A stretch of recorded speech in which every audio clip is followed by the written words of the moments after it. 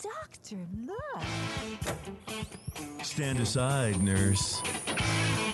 I'm Dr. Homebrew. Clear.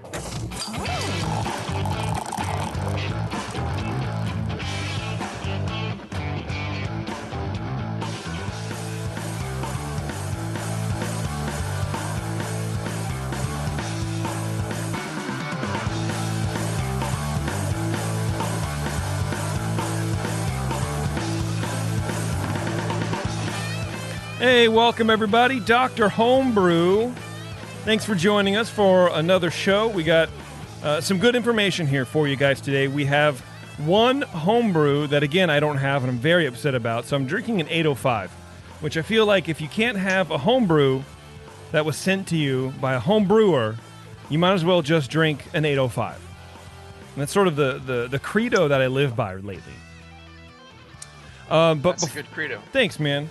Before we do that, we're going to talk to a couple of Dozers, one of our local clubs out here, about everything that happened, all the drama for the National Homebrew Competition, of course, that was canceled, right? So what are you going to do? You have all these beers. You have all these homebrewers that are counting on someone to judge their beer. They've done all the entry and all that kind of stuff. So what else are homebrewers going to do but help each other out? And so we went ahead with the judging. I say we, like I did a whole bunch for it. And, so we'll talk about that. But first, I want to thank our sponsor, 5 Star Chemicals. You can go to 5starchemicals.com and learn the best way to clean and sanitize your home brew. Of course, that is with 5 Star Chemicals. But look, this isn't a sales pitch. It's more of a confirmation of all the stuff you hear online about how great 5 Star is. So check them out, 5starchemicals.com. And this is also where I would say, like, man, it was really fun hanging out with the 5 Star folks this year. But, of course, HomebrewCon wasn't a thing. No HomebrewCon. Yeah, but that's all right. It happens. Everything's fine. Brian Cooper, Brian Shar, how you boys doing? Hey, you guys we're all right? still here. You're still here. We're doing good, man. I appreciate that. I recently had my first COVID test. It was really fun. Really? Yeah, it was a test I wanted to fail, and I failed. Okay. So no COVID. I was a very negative test result. Were you were you tested because you wanted to be, or were you tested because you were maybe exposed? Well, a coworker had a case, so okay. Not somebody I worked closely with, but just to be safe, Yeah. Yeah. For sure, man. It's not as bad as some people say. It's a little uncomfortable and a little twist, but whatever. I've heard it depends on who gives it. It's very dependent on how it's administered. And I think it's a lot like phlebotomy, right, where you get your blood drawn, and it's either they hit the back of your elbow, or you don't even know that they're in you. Yeah. Or your prostate exam. But how much do they shove it? Are you surprised? Like how deep stuff can go in your head? Is it like this much? like this much? Like how deep? How deep did they get into your brain? Yeah, it's like a prostate exam. Yeah, I didn't really expect how much of it was still sticking out, but it's a pretty long swab that they use. So but don't be afraid of it. If you need to get tested, go get tested. Very good. How long did it take for your results? 3 days. Yeah. And so, that's not bad, man. I've heard people 17, 21 days. I mean, at that point, like, what's the point? Either you have it. I mean, you should be staying home anyway, but I know a couple not coworkers, but a couple friends who they work for places that I will not name, but the companies don't give them that downtime between test results as paid time. Yeah. Different labs are more backed up and different areas are more backed up than others. So, if you go through one of the big national pharmacies or something, and they send it off to a lab somewhere, it might be 2 weeks wait. I don't know, but it's all different. Yeah. Okay. Well, that's good, man. I'm glad that you were cleared, and safe. Happy to hear it. Happy to hear it. See how far I can. No, let's not do this. I'm not 7. Let's not do that game. Yeah. Yes, Brian. I'm done. Oh, all right, great. I love it. We are joined by Pavel and Robbie from Club Doze. You guys, how you doing? Can you hear us? Everything good? Everything's good. All right. Hey. Cheers. Perfect. Cheers, man. My mass-produced. Brian's results from his pen will come back by the end of the show, right? So we'll know. That's true. Well, it'll go through his nose. It has to pass down, on the underside, and then we know that everything's fine. Yeah. Yeah. I saw one of those swabs lying on the street the other day, like when I was parking my car, and I was walking by it and thinking, this would be it's super gross. It's like a Q-tip, but it's on a thing that's like this long. Yeah. But then B, it's like, God damn it, that would be like the worst possible way to get COVID is to like step on someone's old nasty ass used medical waste and somehow have it get into you from some thing that fell out on the street. I mean, man, that would just be it would be hilarious if I survived. Honestly, like six months later, it'd be fucking hilarious. But like right then, it'd be like super gross. I'm pretty concerned about getting COVID, and that's the last thing that I would be thinking about is, I might get COVID from this piece of medical waste.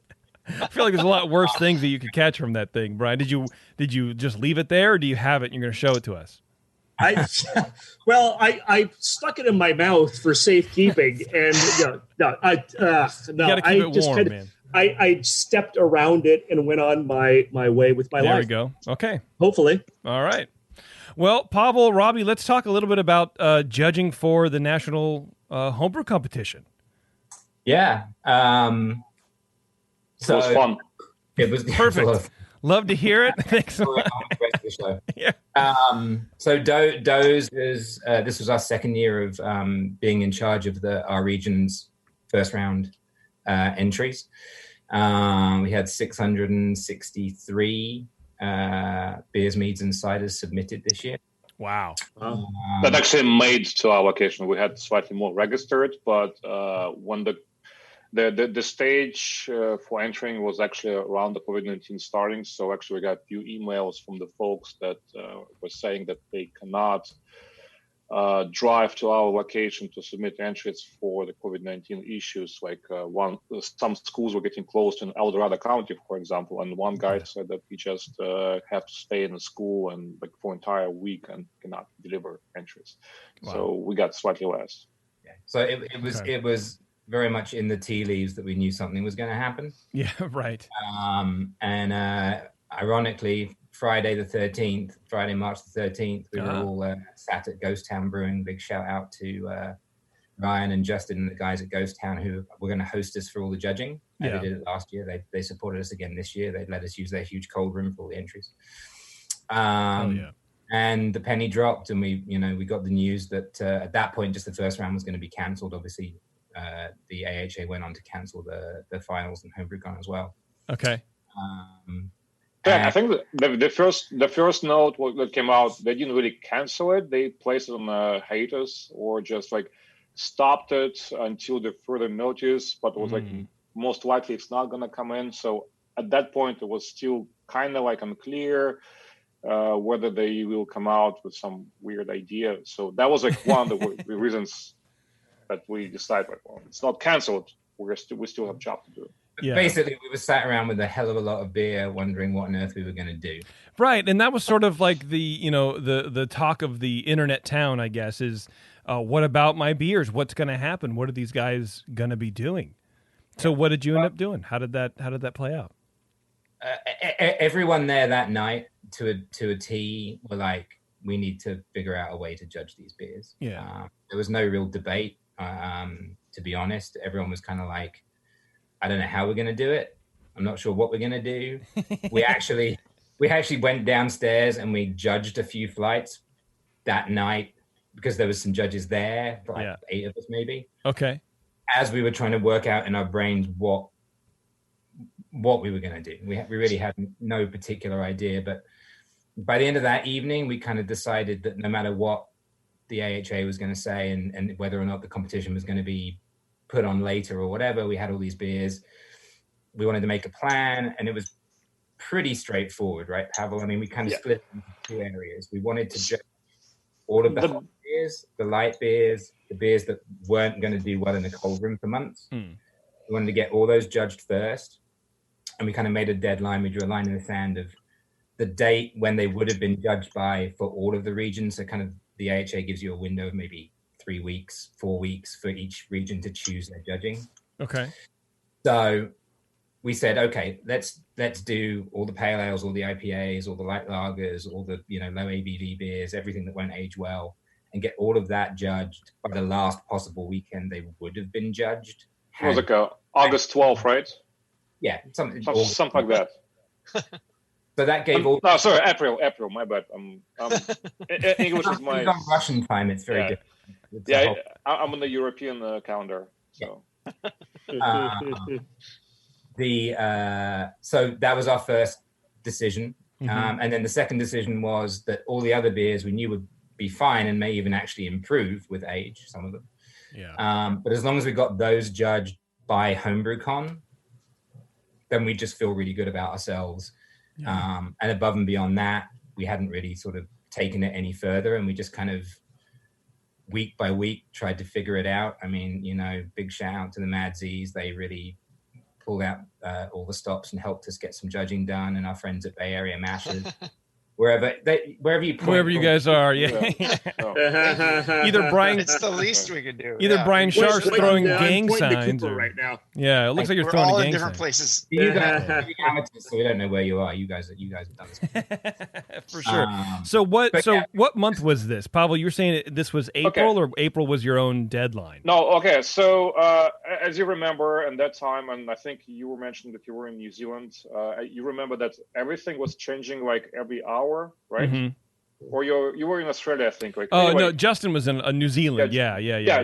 So everything was changing like every day, and it would change like twice or three times in the same day, because we were getting the news from the national level. Then like the state had own agenda, and then the county were enforcing their own stuff. And then it's like Alameda County, so we are in Contra Costa County. Alameda is a different county, so they had like slightly different rules, and be like, well, okay, we can still have gathering up to like 50 people in Alameda. In Contra Costa, it was already 10 people inside of the facility. It was chaotic. But the biggest advantage for us was that, first of all, we were in the first weekend of judging. Mm-hmm. We were the first location to judge. So, and also we, I think we covered almost 25% of all entries in that week. Jeez. So we pushed everything to the satellite judging, and that's where actually the Mazes came in for helping us. And I don't want to take the credit from them, because they were actually the ones that actually got the message from me on Thursday, the night before the official judging, that it's canceled. And they it was kind of like that scene from the Titanic where the quartet was playing, and they're like, gentlemen, we should play. Play it out. We have a job to do. Yeah, we got paid. I would be like the guy who dressed up as the woman to get on the lifeboat. That would be me. Like, there's no way that I'd be doing it. And so that's sort of why I'm asking, like, for me, that sort of weekend in early March when we were starting to hear about it really more and more, I went to like exchange my tracksuit at the outlet malls in Vacaville, and I'm like, and I'm nervous about it because even though it's not dawning on me yet that it's in the States, but it's not saturated in the community. Like it was a super low risk by then. So did you guys have any concern about that? You have 8 people in a room still judging beers. Everyone's exhaling on each other. That night we were, I think like most people back then, it was like you described, JP. It was kind of this is happening, but it wasn't, like we are now, where sort of social distancing and masks and everything else are drummed into us, and it's almost unfortunate, natural. It was the phase where we started to figure out that, okay, like, some people were like handshaking and stuff, but I was already in the elbow bump phase. I was like, hey, how's it going? And like just kind of starting to get used to the weird new normal that was coming on to us. And we didn't know a lot about it and how it was spread yet, but I tried to, we sat across the table from each other, but we were. I mean, that's probably would have been the safest time. Like, I don't think you would do this now. No. The problem is that the AHA had to cancel it because some places across the country already started to place the lockdowns on the facilities, and I think, from my understanding, the location in Pennsylvania was actually closed. Like the county where the beer was stored, so the people could not actually get to that facility. And for Contra Costa and Alameda, the lockdown actually came on Monday after the weekend that we were supposed to be judging. So in theory, and again, like safety-wise, I don't know, but by law, we were still okay to go and perform in groups below, I think it was 100 or 50, something like that. So we had everything prepared, and at the same time, I was getting ready to go to Colorado for the Major Cup. They were saying that we're still going to continue, we're going to push to everything. So we brought the paper to cover the tables. So like after each judging, we can dispose the paper. We had extra plastic cups. We had the station for the hand sanitizer. People were encouraged to come in with masks, and when that was canceled, we pushed the message. But we still show up on Friday, as Robbie said, and we were actually wearing the protection because it felt kind of weird, what like that, the movies that you always see and you expect like the zombie apocalypse, to appear, and it's like contagious, or that's like a residential evil. So you're like you kind of like in this. You're in this game, like it's kind of, it feels like it's a first person shooter or whatever, and like things about to happen. You kind of excited, like, oh my god, I've been preparing for this all my life. Right. This is what I've been training for. So yeah, like, except the T-virus and Residential Evil spreads a lot faster, though. It's true. Yeah. Or in The Last of Us, you turn into a clicker. But that's what they told us, that it will be spreading like. You just have to be like within, and like you will get that for sure, and like surface and stuff like that. So people were afraid, but at the same time kind of excited that, oh my god, we're gonna experience something. So then for the next 2 months there was nothing, and then like only after that it happened. Like, oh, apparently it will happen, but it's not the way that we predicted. So again, like we had already 25% of the viewers judged. We knocked out the IPA the same night, and be like, well, gentlemen, what are we going to do? We can just go home and forget about it, or there are a bunch of really cool IPAs in the fridge. Anybody wants to, like, so we decided to drink, and then we actually have a beer to drink. So big thanks to Ghost Town, because they kept all the entries. I know that some locations could not execute that competition because of that, because they could not store the entries. So they had to be dumped, which is kind of like a sad thing, or turned into sanitizer. And the thing is, like, every person that entered this competition, and the NHC is the biggest competition in the world. So people actually bring the best they have. They nurture their stuff for years, like they spend like time on that thing. And as a judges, like, we only spend like up to 15 minutes at best if we have opportunity, and so dumping everything and just forgetting about that was it felt like a crime. Well, there are a lot of members of Doze that compete, both in the regional and the national level. So I think we have a lot of people in the club that know what it feels like, better or for worse, judging, score sheets, the whole 9 yards, right? Yeah. So, I think that was part of our decision-making process as sure. well. Yeah, I mean, there is definitely a sense of duty, especially as homebrewing is sort of that community that is, well, I mean, obviously it's a very DIY, but it's, if you want it done, you have to lead by example in a certain regard with that, especially with judging and getting people more active in the judging scene. So, I appreciate the fact that you guys were able to do, whatever you could. So how was it? So you had 25% done. How do you get the rest done?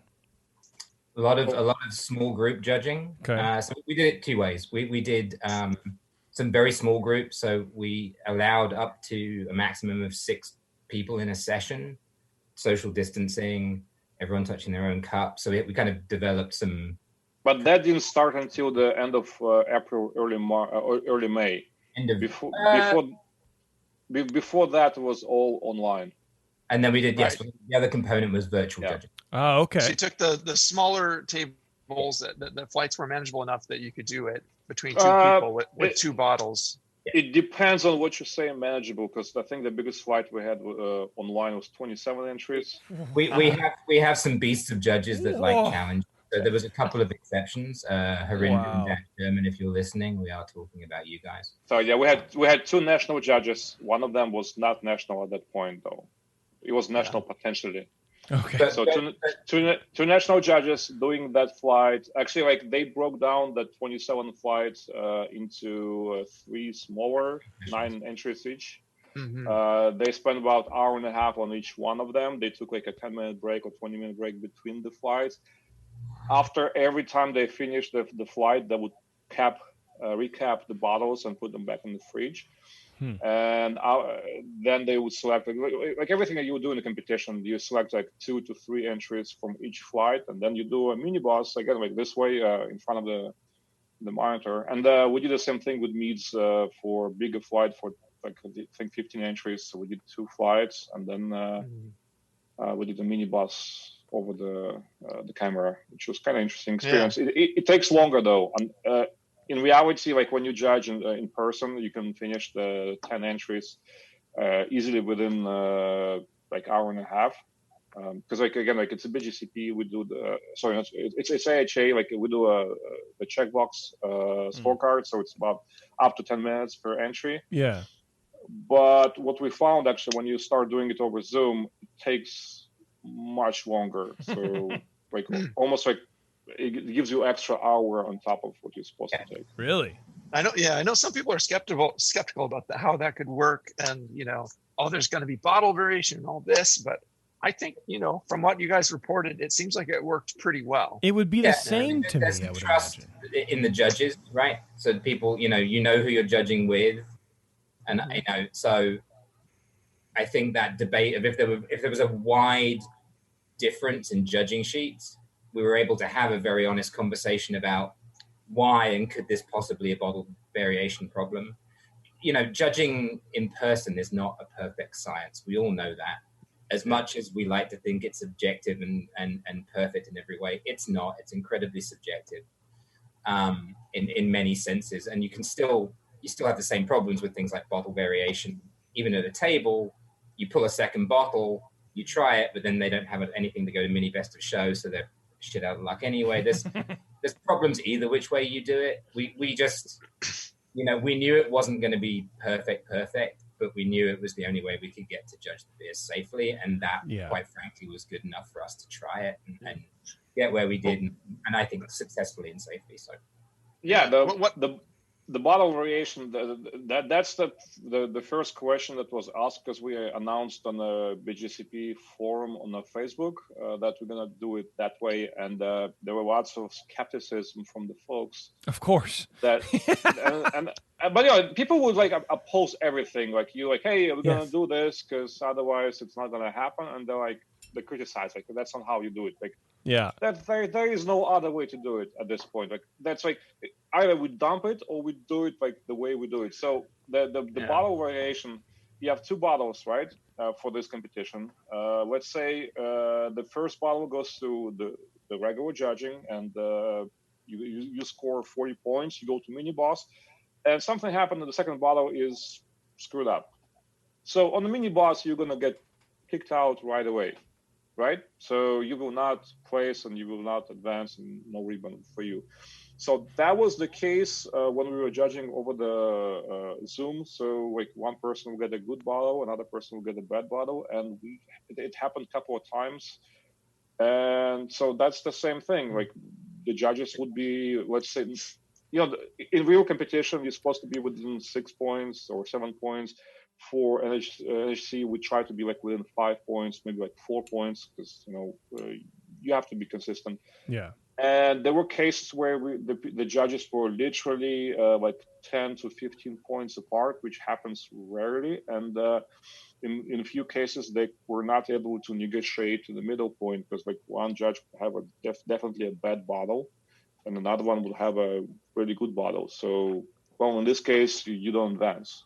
That's the thing. Like it would happen the same way in the real judging. That kind of evened out what might have happened anyway. Either it would get kicked out and not make it to the mini boss, or it was good in the first one, and then got to mini boss and got kicked out. I can't imagine. The end result is it got kicked out. It's any different. I mean, we get bottle variation on Dr. Homebrew. You know, people send in 3 bottles in case one breaks. We treat it just like a competition. And sometimes you crack open that 3rd bottle and it's like, oh, okay, that makes sense. Anyway, it sounds like you guys treated it just fine. You're right, Pavel. There was no other way to do it. You guys wanted to give people their scores. You wanted to complete your task. I mean, you know, these people paid money. They spent time to do this. Give them what they reimbursed. It's not about the money, because like it's what I forgot the price for the entry. It's not about the money. It's about like seeing your the sour beer that you blended from like 5 different barrels getting dumped or turned into a sanitizer, because you cannot put the price on that entry. Like, I mean, some people, yes, like especially like people started to get losing jobs. $100. So AHA actually reimbursed those who wanted to be reimbursed. Nice. So still, the question was like, it's how much you value your homebrew, and like, do you think this is actually worth of getting dumped or turned into sanitizer? Which is interesting question. Was it actually turned into hand sanitizer? Was it actually used? And like, what's the difference between the 5 years old Lambic and let's say White American Lager turned into hand sanitizer? Right. Yeah. Or was it just left out for the bottling crew at the brewery or distillery or whatever, right? Like, it's hard to tell. That's great. No, I mean, I think the other thing that I would just add to what Pavel was saying is it also just gave a little bit of a sense of normal in a very unnormal world to everybody. So then you guys took it to a whole other level and did an actual an unofficial awards ceremony for it. How was so that? My question is, like, did you have this planned from the beginning? Was this your intent all along to announce first, second, third? Would you plan it that way? We planned some sort of as Robbie was about to say. I'm just like stealing his thunder. Pavel is my official spokesman, please.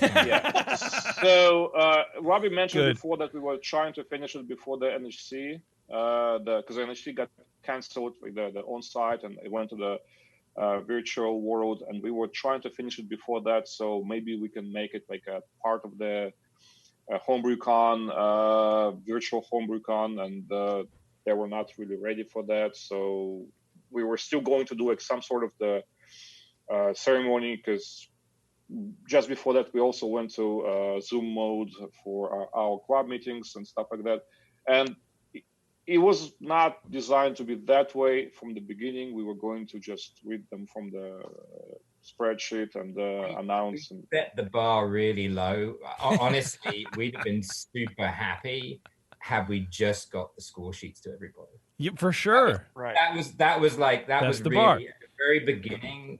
That's where, like, if we can succeed in that, holy fuck, you know? Right. Wow. You got Gordon Strong, you got Justin Crossley, got a little all crazy. These guys, announcing the different categories. And it's really fun to watch. If you go to Doze Club on Facebook, you can go to that live event from last Saturday, I believe it was. Also on YouTube as well, Doze TV. YouTube. Yeah, look up West Coast Unofficial NHC results. Yeah. We just kind of we took a risk.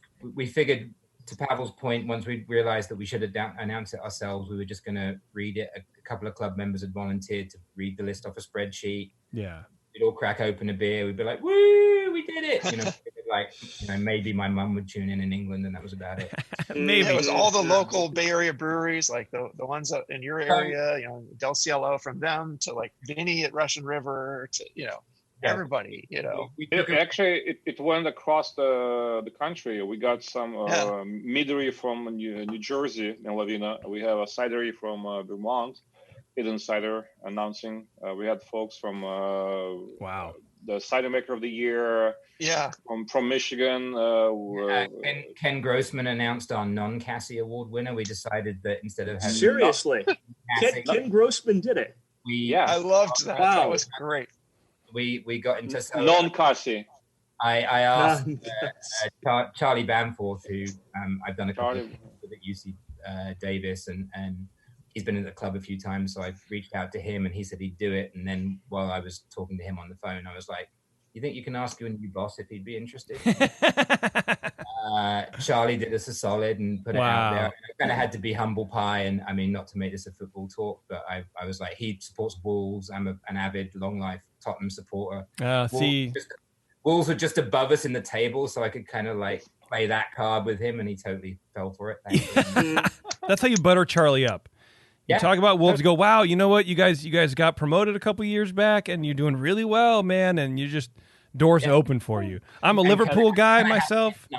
Yeah, I'm a fan of the. I know. Congratulations, JP. Well Thank done. you very much. I want to it was all me. It was my support that did it. That sounds really cool. Would you guys do something like this again if you had to? God, yes, forbidding. I mean, it sounds like a very unique experience.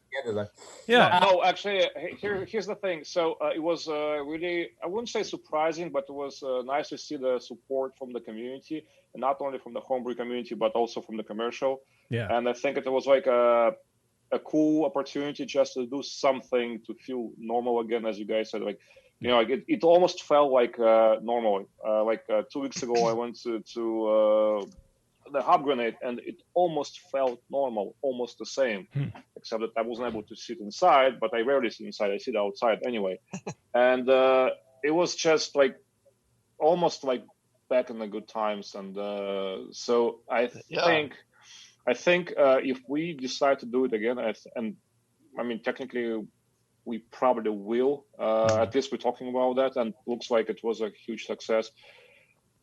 I have a feeling that people will support us again, and we're not quite sure when this whole thing will be over. Nobody knows how long it's going to continue, but just doing things like that and being on the same level and connecting not only with the commercial but also with the homebrew side, it always feels nice, and it just showed us that we are one thing together, and we never been closer than right now. So, well, it really felt, I mean, I'm not a particularly spiritual person, but it just felt really good to put it out into the community and to see, I mean, we had 100+ people watching it live, like 2,500 people have watched it on Facebook since, there's like 400 people on YouTube. It's getting out there to the people we wanted to do it for.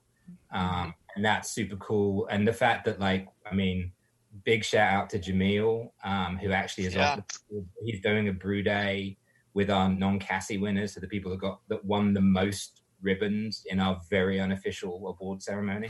Wow. They're going to get to brew their beer at Heretic. Jeez. Lester, out to him at Bear Bottle. So everyone who got a first place in all 35 tables. Okay. Will get a special invitation to a homebrew competition that we're going to hold in conjunction with Lester at Bear Bottle. Wow. And the winner of that will get their beer brewed and canned at Bear Bottle. All first, second, and third place winners got vouchers from More Beer. Like this whole thing, like it really, like none of this was planned. I'd love to say it was. It wasn't. We put it out there, and people just started. People came through. To me, it just shows you how together and communal the homebrewing and judging communities are. It's one big, group of people that a lot of them know each other. Some of them don't, but you just get together and you judge beer, talk about beer, and like good things start to happen, Yeah. Well, that was great. It strikes me as also, the few competitions that I've organized when I was working at More Beer that, we had our own little, sort of competition we would do on the forum, and organizing that judging day it's sort of stressful. It's stressful to organize that. You're having people driving from Sacramento down to Concord or from Fresno or wherever, right? And you got to get them bagels, and these people are drinking coffee before they're judging light lagers, so you have to judge them a little bit. It's all this kind of stuff, right? But I wonder if it's just like being quarantined and working from home is sort of making employers rethink and redesign the workday for employees at home. I wonder if this is sort of redesigning that. Like you can do a virtual judging you don't need to have these judge court. You can have, as long as people in New Jersey or Utah get the beer, you don't need to have everybody in one room anymore. You could do it, and it's a little bit easier on everybody's timetable. And maybe you give them 2 weeks to get together with their judging partner. Has that sort of ever struck you too, or do you think once everything's open, we get our vaccine and everyone's fine and the whole thing's dead, we're going to go back to smelling each other? I don't know about the smelling part. But, that's what I do. I think we've proved that it can be done. And as Pavel alluded to earlier, there's always going to be naysayers. Haters are always going to hate. Everyone's going to find some excuse, whether it's virtual judging or real judging, whatever, to knock you on something or other. But I think we've proved pretty successfully that it can be done. Mm-hmm. Whether it should be done only this way moving forward, if we go back to some kind of new normal, I think is a debate. I think there's benefits to both, but I think there's also the option to do both.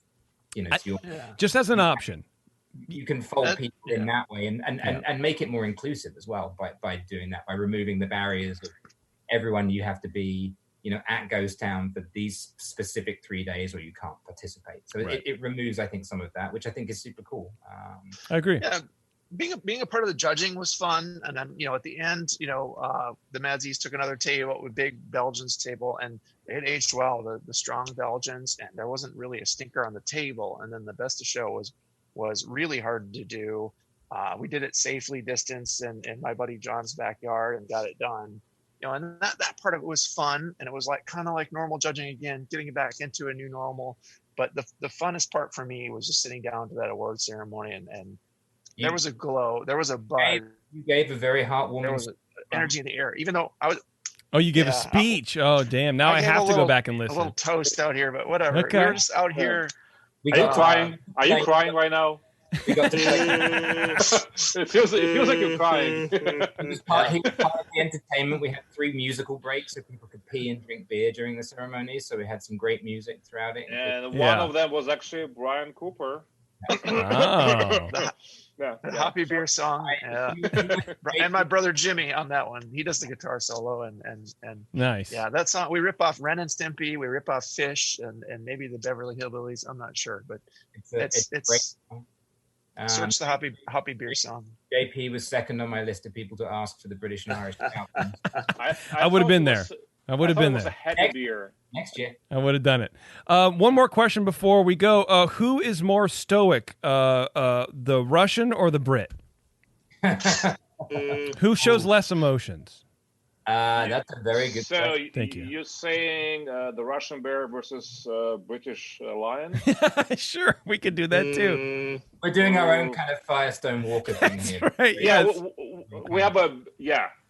No, where is it? Right here. I forgot about that. That's right. Yeah. I forgot about that. All right, guys. I'm out here in California for 20 years, so I miss people now, which is really weird to say as an English person. Yeah, I feel like you're more in touch with your emotions being out in California here. So you're welcome to that. It's a big game. So yeah, at the end we were back going to Titanic thing. We were gentlemen, it was a pleasure playing with you. Thanks, guys. I appreciate it. Thank you very much. You guys did a great job. Yeah, search Sounds Doze like Club on Facebook or go find it on YouTube. But especially if you haven't seen the award ceremony and entered the competition, and you don't know how your beer did, you can at least find out who beat you. Yeah, it's 90 minutes of gold beer. I love it. Tune in for Brian Cooper's speech and stay for Ken Grossman's introduction. There you go. Which I'm sure probably went as well as Brian Cooper's speech. Yeah. It was cool. He's a good guy. Oh, he's great. It was very heartfelt. Not to belabor this, but the last little story is dear Ken kept texting me because at his house compound, wherever the hell he lives, right, he has terrible internet signal. So I just imagine him kind of walking around the property with a cell phone.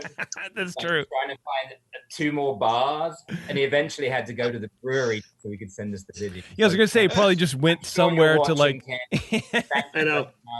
You really went above and beyond. Doze loves you. Go Sierra Nevada. No, Ken's great, man. I love that guy. Yeah. All right, guys, we'll let you go on that note. Thanks ever so much for having me. Thank you very much. Appreciate it. Thanks, guys. Thank you guys. Bye. All right, we're gonna take a quick break here. We're gonna come back. We're gonna get Brandon on the line. And what beer did he send in, Brian? Because I don't have it. Oh no, I do have it. This would be a specialty wood-aged Imperial Stout. I'm excited. I have this one. I'm gonna get it. We're gonna take a break. We'll get Brandon on the line. Hang on. This is Dr. Homebrew. We'll be right back. Now serving patient number 189. Number 189 to the counter, please. Now back to Dr. Homebrew.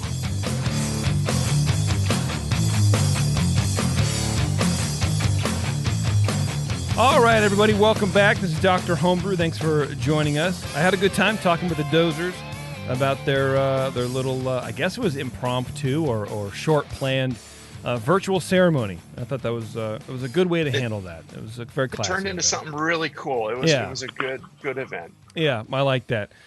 Joining us now is Brandon. Brandon, what's going on, dude? Nothing much, man. You're just hanging out at work. Hanging out at work. That sounds like it sucks. Yeah. Yeah, real fun.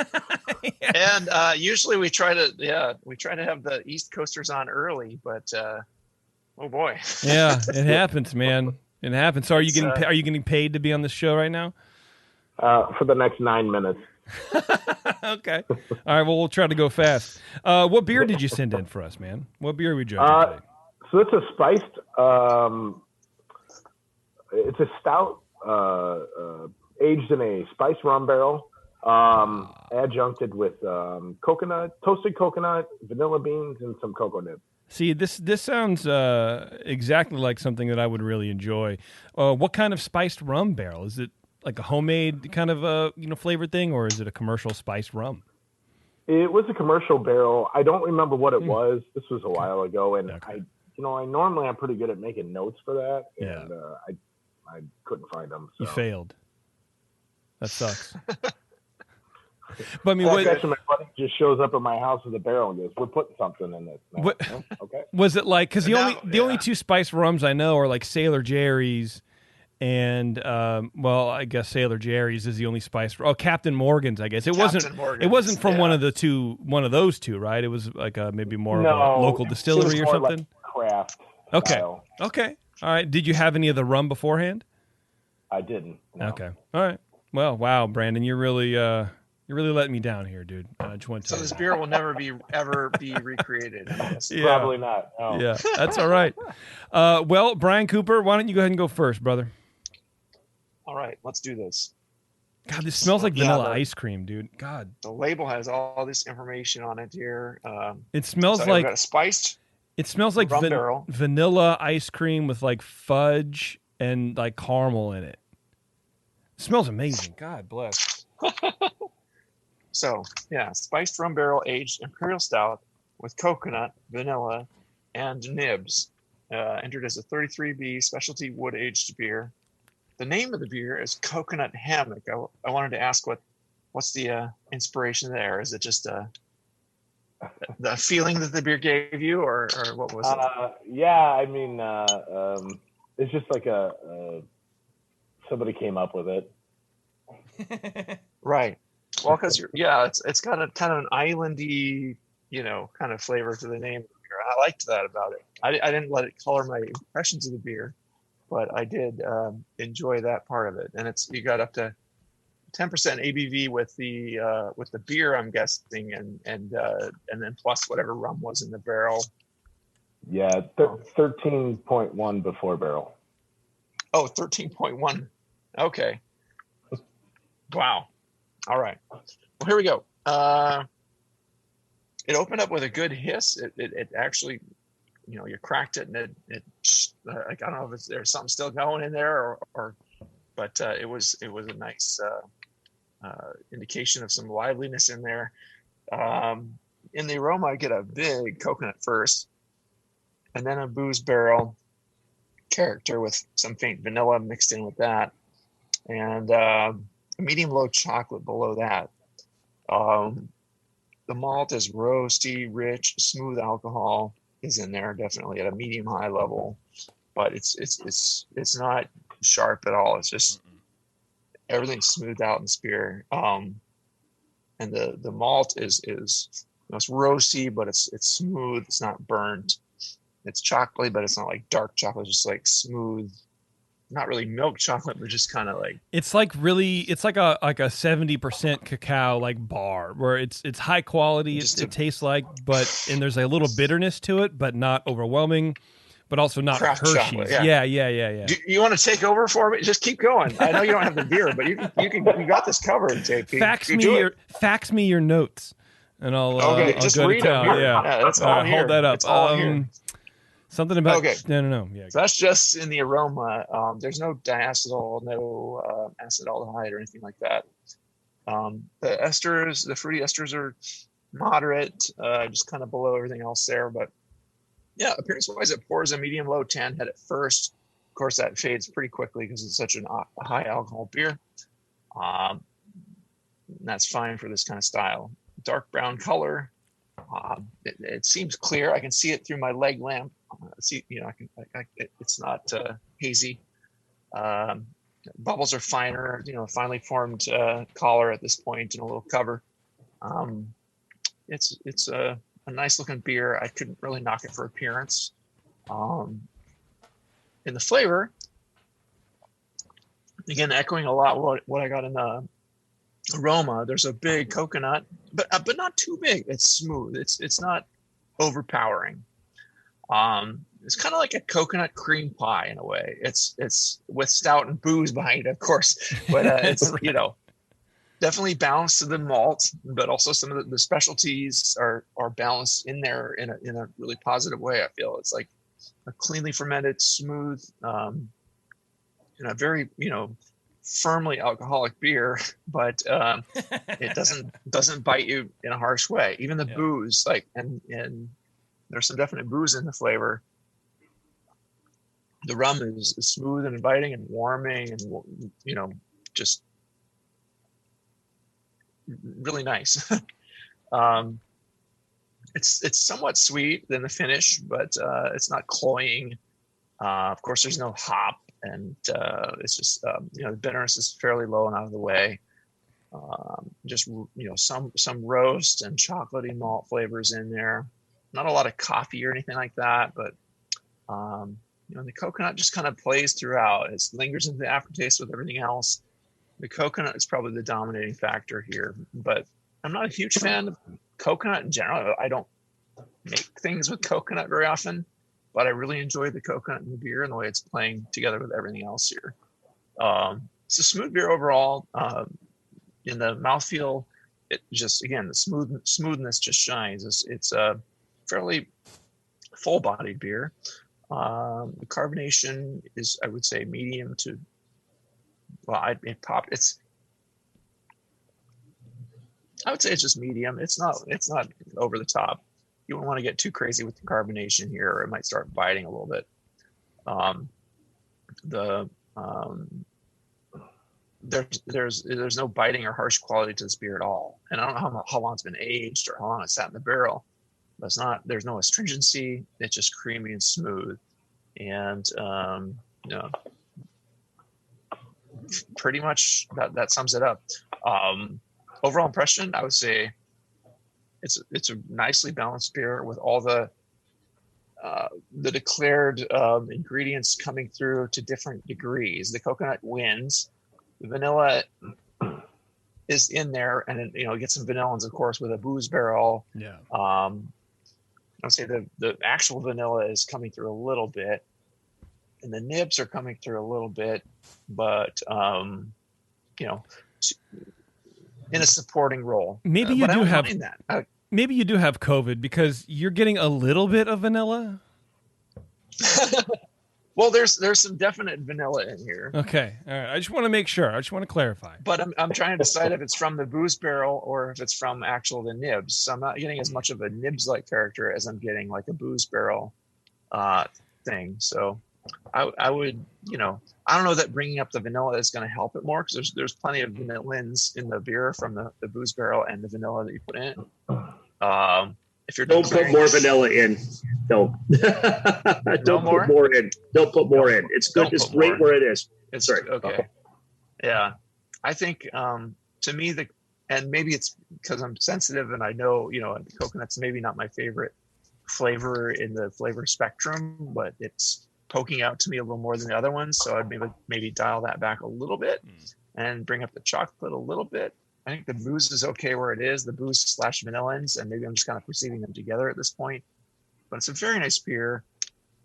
I'm landing at a 41 on this beer. I just think it's a very high quality because of the overall smoothness, because of the label says 10%, but you said 13 something, maybe with the. Yeah. Yeah, I went back through my notes and it ended up being about 13%. Wow. With the addition of the rum brought it up to that, or? That was before barrel. Okay. And you said it was before barrel, yeah. So who knows what it is after the barrel? This is a good end of night beer, and I'm glad that I'm sitting safely at my home here so I can finish the rest of this bottle. Man, I'm going out driving after this. I don't know what you're doing. Yeah, I'm going to go run in traffic. But yeah, I'll let Brian talk about this beer a little bit, because he might have okay. Did you get a score? Impressions. Did you drop a score yet?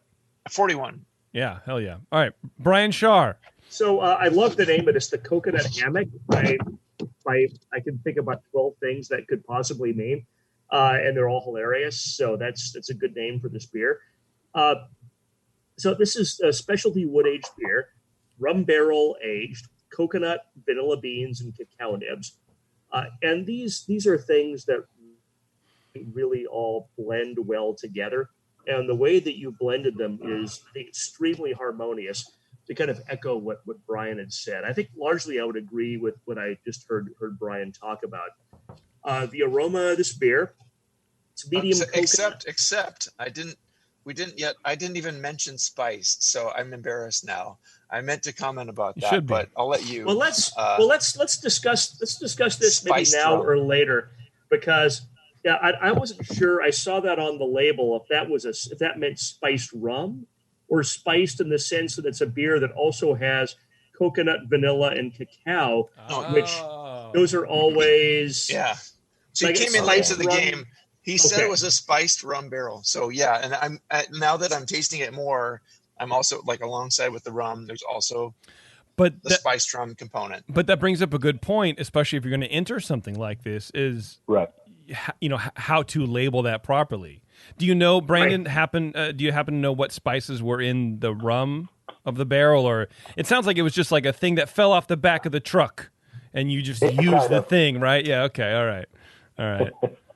Yeah, and kind of the other question that brings up is, let's discuss this now for a second. Coconut, vanilla, and cacao, are those considered spices, vegetables? They're not fruits, are they? Or is coconut a fruit?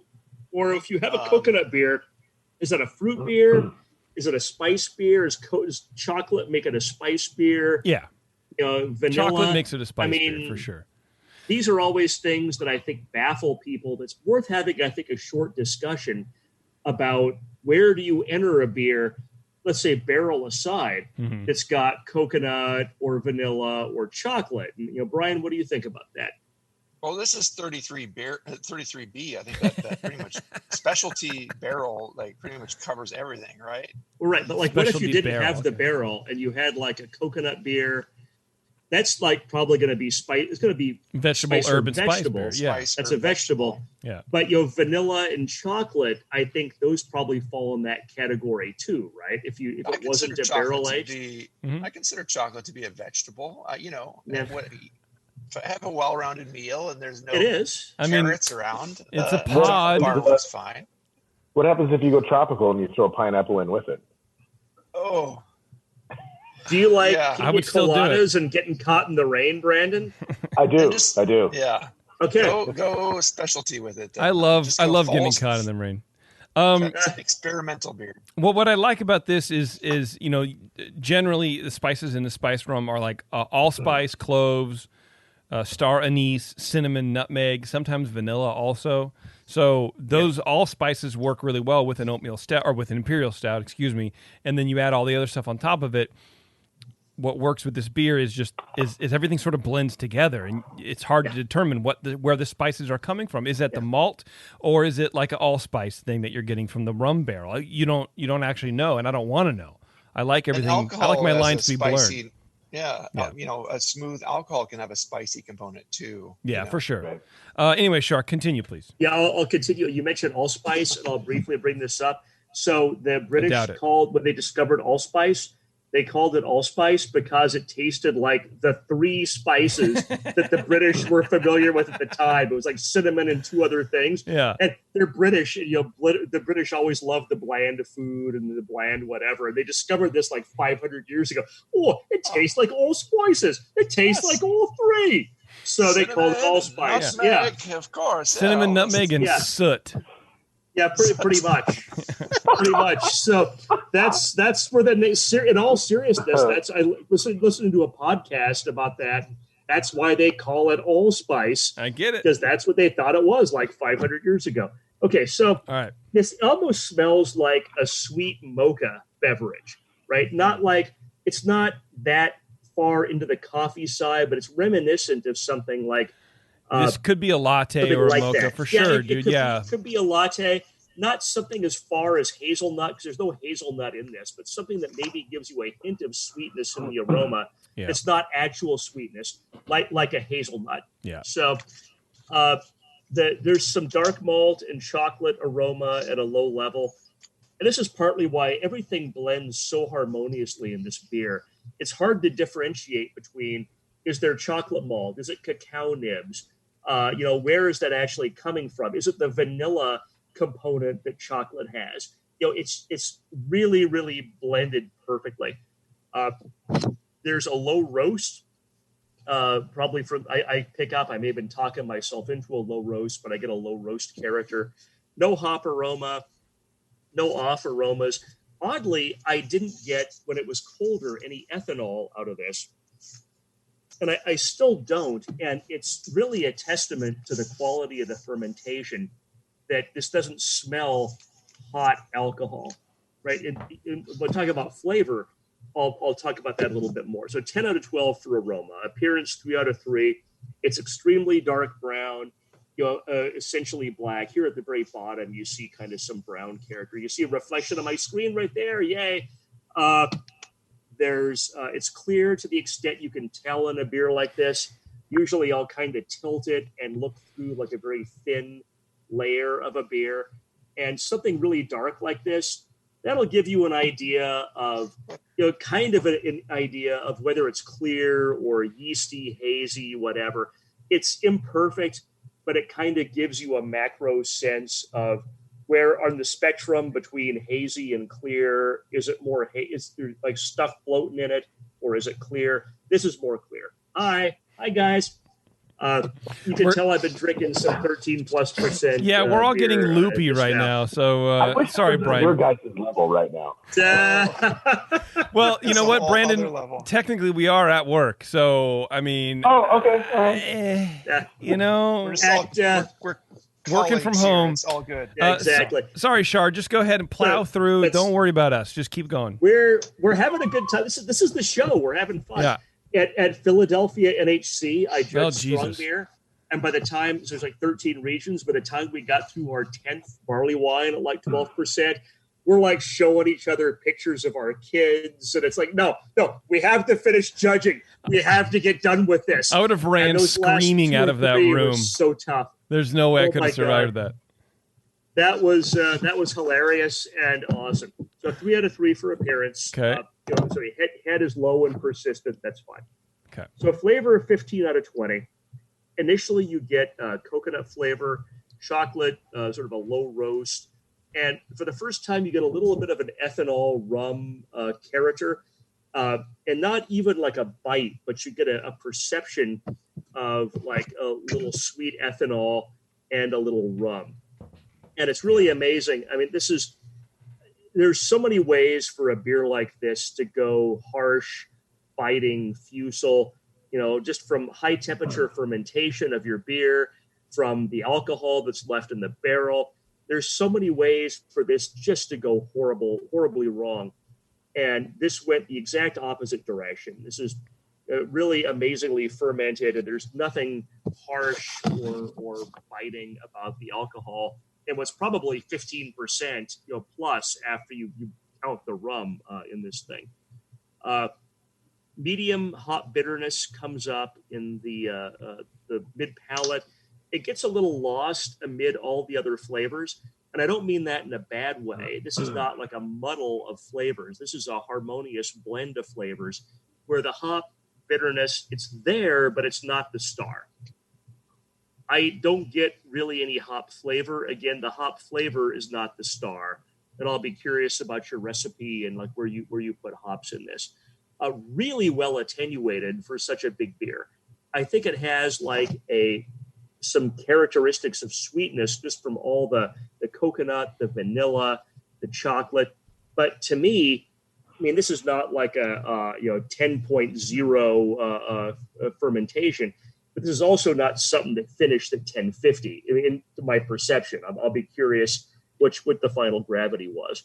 Should we guess and put bets on this? Like, I'm gonna guess this finished at 1035. 1035. Wow. Yeah. Okay. But I'm going to guess this is perceived as much better attenuated. That's my guess. I'm totally pulling that out of my ass right now. I'm going to say 1028. Oh. Yeah. That was my guess too. Is it like a showcase showdown where you can't go over? It's true. No, I just said a guess in my mind, and it was 1028. Yeah. It's like, all right. So you guys have 1020. I have 1035. All right, Shar, go ahead. Finish at 1030, and they can seem a little sweet. This one is not as sweet. I don't know. Agreed. Right. But I'm just sometimes the perception of attenuation varies from the actual final gravity. Finished is really well balanced between coconut and vanilla on the one hand, and kind of some rum ethanol on the other. That may be some residual bitterness, but it's not a harsh rum/ethanol part of that balance. The cacao blends really well with the dark malts to the point where it's hard to tell where the dark malts end and the cacao nibs begin. The one thing I'm not, this is partly why everything blends so well together. It's difficult for me to tell for a wood-aged beer how much wood is in here. The wood's going to give you vanilla, going to give you vanilla character. It's also going to give you a little astringency and a little structure. And I'm not getting the tannins and the structure from the wood that I would expect. And that may just be the function of the fact there's just so much happening in this beer. I get some tannins. For me, this beer, for being as big as it is and sweet as it is, it dries out. It dries out, and you get the tannin at the end. Yeah, that's what I get anyway. Yeah, you know what? Now that I've said that, it's warmed up some. I was talking about how well attenuated this is. So yeah, I get a little. Maybe that's what I was thinking of at the end. Is this ethanol is maybe a little bit of that oak structure. Yeah, the tannin blends with the booze, and it kind of tails out, and it it keeps going a little bit. But it's really good. 15 out of 20. Mouthfeel 5 out of 5. Full body. Low carb, definite warming, creamy despite the high alcohol. Overall impression, 8 out of 10. I really love, and I probably should have gone a little higher. I really love that this Imperial Stout is good on its own, but it's a backdrop for some other flavors that really stand out against it, against such a big beer, but also really blend well with the Imperial Stout. So you've got this coconut, this vanilla, this cacao, that could just overwhelm everything. I mean, we've all had beers with vanilla added that are just unpleasantly, excessively vanilla. And it's like, sickly sweet vanilla. Yeah. Sickly sweet is the key, and that's unpleasant. And this is not that at all. There's a lot going on here, but in a good way where it's harmonious. I'll be curious about how you aged this in the wood, how you got the coconut in. I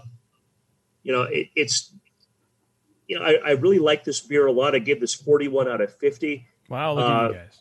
And I think Brian gave this a 41 also. And frankly, I maybe should have gone even higher on this. But this is excellent beer. Anytime you get 40 plus, it's an achievement, and I think this is extremely well done. And I wish I had like another 6-pack of this, and I had 5 more to drink after this. So thank you, Brandon. This is really good.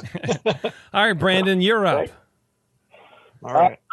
So the recipe was 18. First, tell us the final gravity, please. Oh, final gravity, 1030. Oh, right Damn. between us.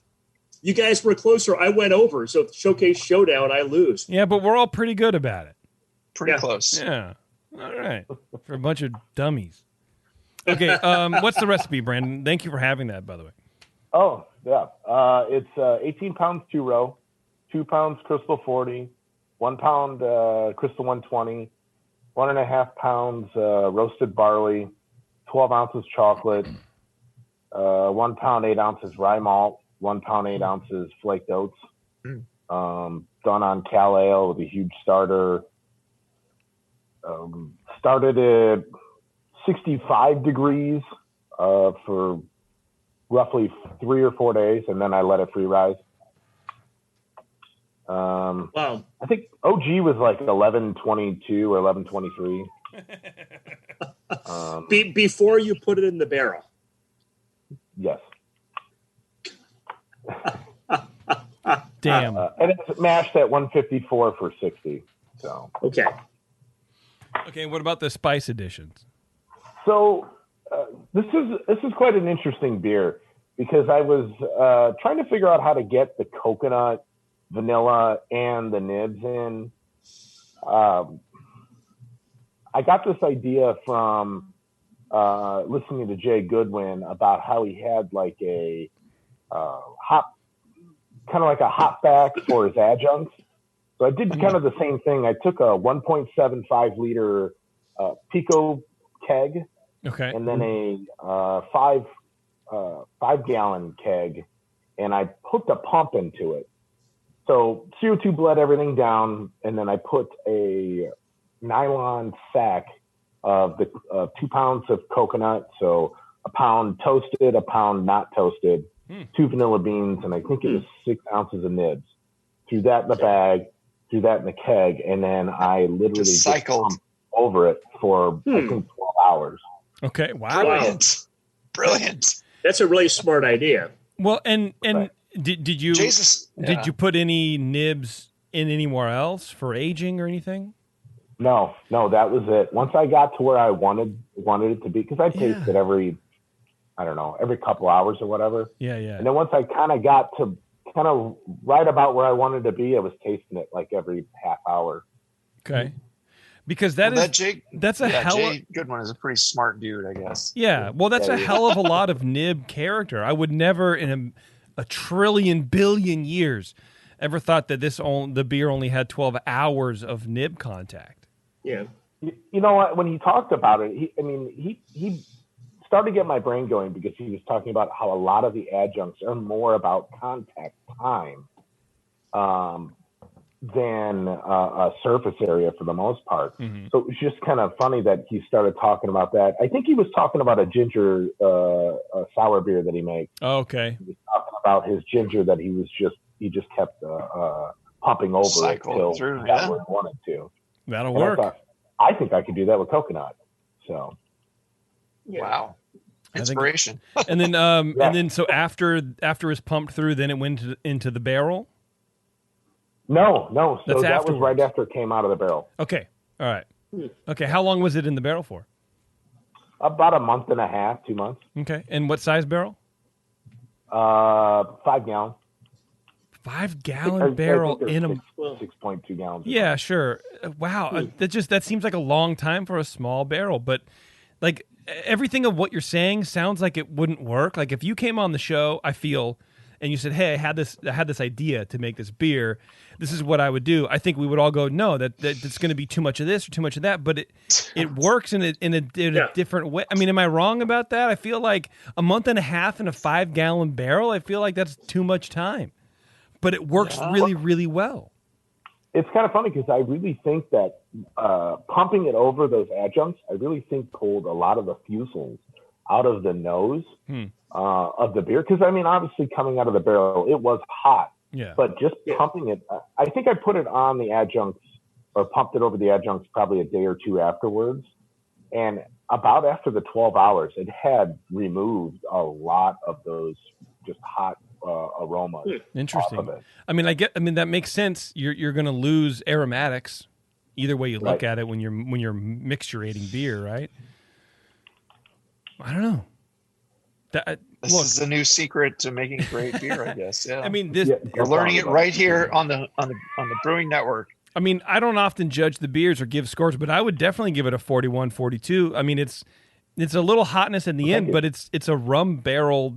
It's a rum barrel. Yeah. Spiced rum barrel at that. So you want a little bit of, I mean, rum isn't really known for being, I mean, look, you get like the 20-year-old, 23-year-old rums, and those drink more like bourbons, but those drink more like 12-year-old bourbons, right? Rum is sort of still kind of just hot inherently. There's really not a whole lot of that in here. And then you combine it with everything else that's so very artfully done. This is a very, very good beer. This is a very good beer. Thank you. Yeah. I'll tell you what I was trying to hit here was a Samoa cookie. Kind of where I was trying to go with it. Okay. You definitely got it way in that direction. I like it. Well, I love the Samoas, and now that you say it, I'm like, yeah, I get a lot of Samoa character in this, and I wish I had a 6-pack of this and a box of Samoas. A 6-pack. Oh my god, that would be like the best Saturday night ever. A 6-pack? Get the fuck out of here. Okay, a 4-pack of this and a box of Samoas. And oh man, that would be a Saturday night for the ages, right there. 2 boxes of Samoas. Yeah, So my Mai Tai glass is enough. Let's not get greedy. You know. Well, Brandon, do you have any questions for the guys on any of their feedback or anything else? Well, I was going to answer why it was coconut hammock. So my buddy who dropped the barrel off for me used to be a bodybuilder, and we found a picture of him in all oiled up in his coconut hammock. Okay. Hell yes, dude. Here I was picturing a nice like island location with coconuts over you in a hammock and just like breathing in the island air and sipping this beer. Please tell me it's because of the coconut oil and not because his balls are like coconuts. Yeah. Please tell me that. Cooper, it's coconut oil. Just coconut oil. Okay. Yeah. Oh, thank God. Right. That makes me feel a lot happier. Cooper, it's not a remote location, but it sure is humid. I think down there either way. It's humid. All right, My Brandon. only question was really going to be the fact of where to place it as far as composition, but we kind of already we hammered that out pretty good. Yeah, 33B is fine for it. I wouldn't put it in experimental or anything. Yeah, these guys talked me into. I wasn't really getting the wood because there's just so much happening here, but they're right. There is like there's some tannic wood structure in the finish of this that really brings it together, and it's so subtle that it's not like, oh, here's a lot of wood here. And that's one of the problems with wood aged beers is people are like, oh, I want to be like I'm licking a barrel to show the judges that I wood aged this beer. Oh, you've had beer from the brewery too? This is a very subtle kind of wood age. The whole thing is very. It's harmonious in a way that most beers like this aren't even close. And that's even commercial beers. Agreed. With this much stuff. All right, most Brandon. are not even close to being like this. Yeah, I'm definitely getting some wood myself in the flavor. You know, well, I know we can see. You and me both, my friend. We can tell. All right, Brandon, we'll let you go, brother. Thanks, man. Get back to work. God. Slacker. Yeah. Get yourself home. Yeah. All right, dude. Thanks, Brandon. We'll see you, man. Thank you very much. Have a good one. Yeah. Bye. All right, we got to take a quick break, everybody. Hang on, it's Dr. Homebrew. We'll be right back.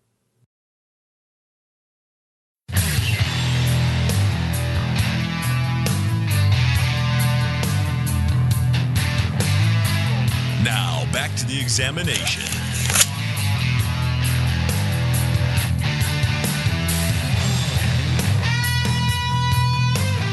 All right, everybody, thanks for sticking with us, everyone. We are about to get out of here. This has been Dr. Homebrew. Just wanted to thank Brandon again real fast for his beer. That was a very good beer. And now I want some rum. But I still have half a bottle. I haven't eaten dinner yet. It's 10 o'clock. And I'm ready to eat dinner and get really drunk off of this half of bottle of beer. And Rumfire. Time for Rumfire. I think I would throw up if I drank some Rumfire, to be honest with you. Yeah, I probably would if I drank some right now. Yeah, absolutely. There's no way. All right. But anyway, we finished off the show, y'all. Yeah. Thank you, everybody. Thanks to Club Doze for coming on and talking to us a little bit about their regional judging for National Homebrew Competition. I really appreciate that. Thanks again to Brandon for sending in the beers. Thank you to my co-host Brian and Brian. I appreciate you guys as well. And you can tell whenever we have a really high alcohol beer because I have to lower their microphones toward the end of the show more than once. So if you want to send beer, I can't hear you. Shut up, Brian. Shut up, Brian. If you want to send beer to us, please email Brian at thebrewingnetwork.com. There we go. Get me, and I will answer you. And I'll tell you how to send your beer to us because we need beer. We need beer badly and desperately. Please we do. Send us your beer. We do, absolutely, very much. All right. Thanks a lot, everybody, for tuning in. If you want more great radio like this, well, we have 160-something shows going back to, I don't even know however many years. There's also The Session, of course, and Brew Strong. Bunch of fun stuff. So thanks for everybody. Tails. Yeah, well, yeah, heads and tails, whatever. All right, everybody, thanks a lot for tuning in, and we'll see you. Okay.